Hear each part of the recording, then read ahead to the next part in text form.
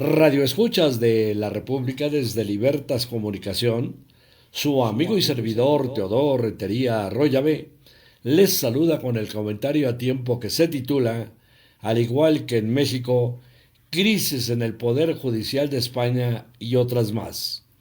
Como en todas las democracias existen crisis en el seno de los poderes y entre ellos, como lo explica muy bien el constitucionalista y periodista Eduardo Andrade Sánchez. Por lo tanto, no es de extrañarse, y mucho menos desgarrarnos las vestiduras como ocurre en nuestro país. En España, ejemplo muy preciso. Lleva 5 años en crisis el Consejo General del Poder Judicial, a tal grado que ahora el vocal conservador, Vicente Aguilarte, será el próximo presidente interino del organismo, tras la jubilación en la víspera del actual mandatario en funciones Rafael Mozo. Es de recordarse que el presidente del Tribunal Supremo, Carlos Lemus, renunció al alto cargo por la indiferencia del gobierno del Partido Popular para renovar el órgano de gobierno de los jueces hace 5 años, aunque es de precisarse que tal crisis se debió a la falta de acuerdos entre los socialistas y los populares. Así fue como se hizo del cargo el progresista Rafael Mozo. A partir de ahora, el conservador Guilarte asume el cargo al ser miembro del órgano de gobierno de los jueces de mayor edad. Ha renunciado a su trabajo como abogado para dedicarse de manera exclusiva a esta tarea. Según ha anunciado el Consejo General del Poder Judicial, Guilarte comunicó al Pleno Ordinario que acepta el cargo de nuevo presidente interino. Varios vocales lo consideraban inaceptable para el cargo de presidente. Finalmente, según informan fuentes jurídicas, Guilarte aceptó renunciar a su trabajo como abogado y profesor universitario. Por su parte, Mozo ha enviado una carta al personal del órgano de gobierno de los jueces con reproches a las fuerzas políticas que han sido incapaces de renovar exactamente ese tribunal que lleva casi 5 años con el mandato caduco. En la misiva insta a las fuerzas políticas a que, tras las elecciones generales del próximo domingo, renueven de inmediato el órgano, sin excusa, haciendo referencia al informe de la Comisión Europea sobre el Estado de Derecho de la Unión Europea. Que esta cuestión se convierta en una verdadera prioridad viene a pedir Mozo, puesto que el mantenimiento de esta situación debilita y erosiona las principales instituciones de la justicia española. Ya en nuestra América, la Asociación de Periodistas de Guatemala, APG, tras los últimos acontecimientos dentro del actual proceso electoral, manifiesta su repudio por la actitud del Ministerio Público, que a través de acciones y recursos espurios intenta romper el orden constitucional y el Estado de Derecho.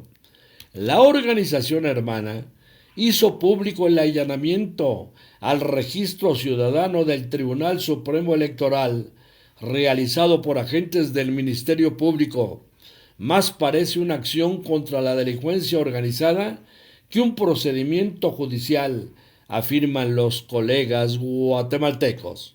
Finalmente, volvemos a Europa, donde continúan violentándose los derechos humanos. El colega Paco Audige nos hace saber que hace apenas 10 días estuvo en la sede bruselense del Parlamento Europeo acompañando al grupo de apoyo al periodista Pablo González Yagüe. Para quien no lo sepa, y todavía queda gente que quizás no lo sabe, lleva casi 17 meses en la prisión polaca de Radom, en condiciones duras, con apenas contacto al exterior y con predominio del aislamiento prolongado en su celda, tras ser acusado de espionaje a favor de Rusia. Hace meses 23 de septiembre de 2022, ya expresé aquí mis dudas sobre ello en un artículo que titulé La prolongación de los procedimientos como castigo, los casos de Assange y Pablo González.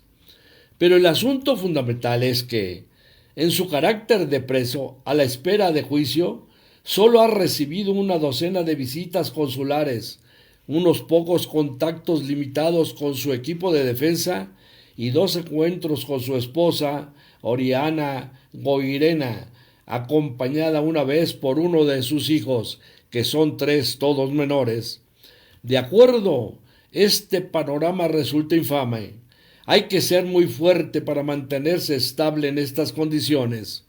En el mundo asesinan a los periodistas en muchos lugares y hay centenares más que tuvieron que partir hacia el exilio para salvar su vida.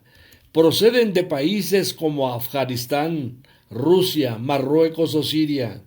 También de Guatemala, Nicaragua, El Salvador y México, donde el asesinato de periodistas resulta casi siempre impune.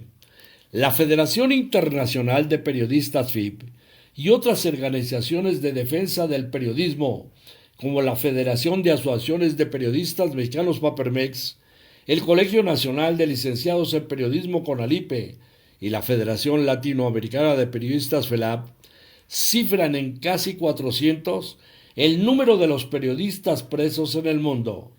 Pablo González es uno de ellos. Eso también en el contexto, no solo el de la guerra de Ucrania y el de los políticos, el de la posibilidad interna de Polonia.